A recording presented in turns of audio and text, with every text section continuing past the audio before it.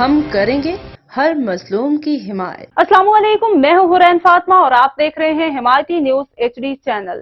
نظر ڈالتے ہیں آج کی اہم خبروں پر۔ وزیر اعلیٰ سندھ مراد علی شاہ نے وزیر اعظم شہباز شریف کو خط لکھ کر درخواست کی ہے کہ گریڈ 21 سے 22 میں ترقی دینے والے سلیکشن بورڈ میں وزرائے اعلیٰ کو شامل کیا جائے۔